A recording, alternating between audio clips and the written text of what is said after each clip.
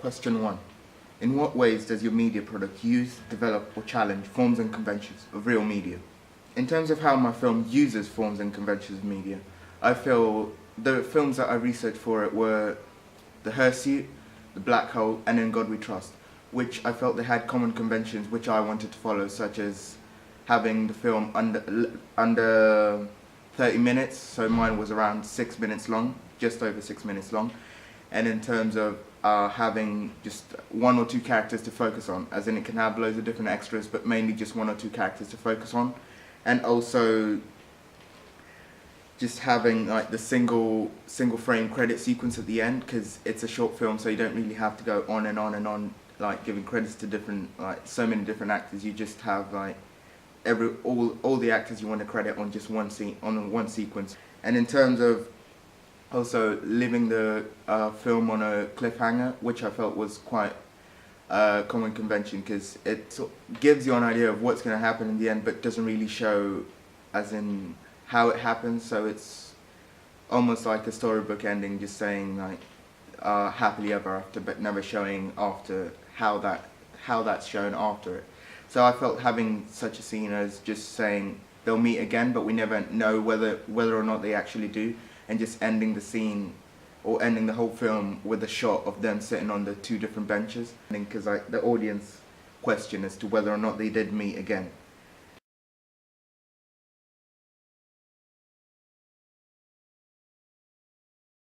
Having the female lead, because in most films these days, as you see, such as James Bond, you have always the male protagonist as the male lead. There are some films such as The Tomb Raider which don't follow this, but most films in most major films these days, they always have like the male lead and then maybe sometimes co-star, both of them leading, but it's always mainly as in the male who's portrayed as more superior. But in my film, I felt having the female portrayed as more superior due to her wealth and social class would really help emphasize the idea of making my film radical and giving the audience a sort of different twist or different turn or different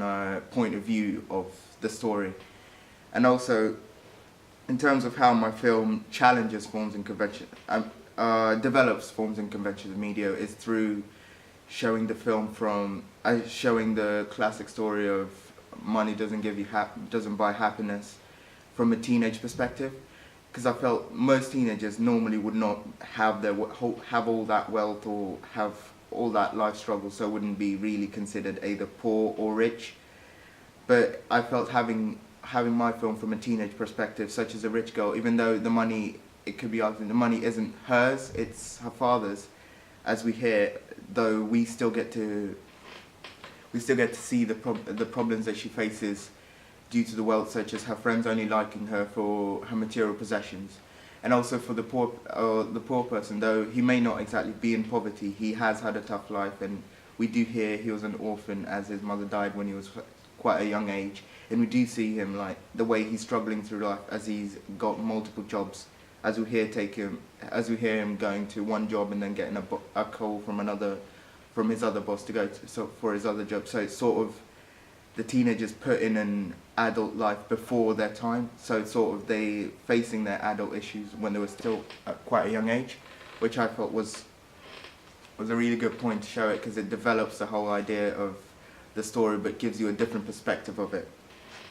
But in terms of how my film challenges the conventions of media, I felt by not having a plot twist, as I felt I would rather have introducing the characters at different sections throughout the film instead of having a plot twist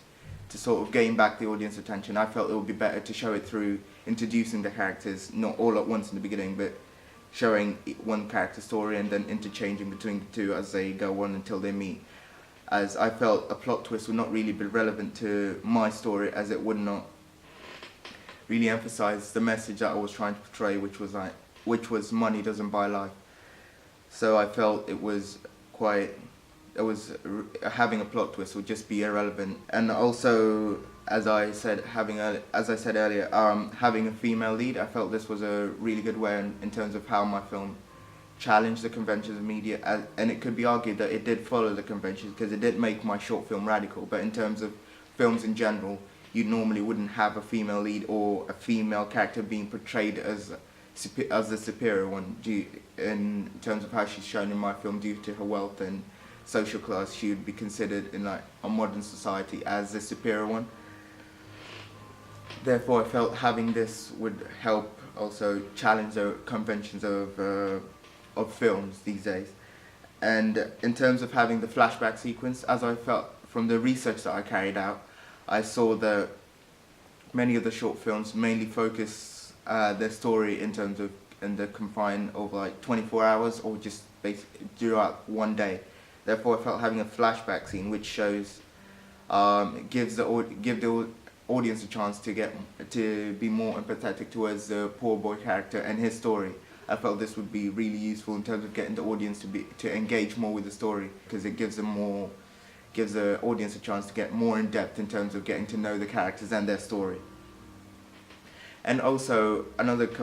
convention I challenged was by the theory of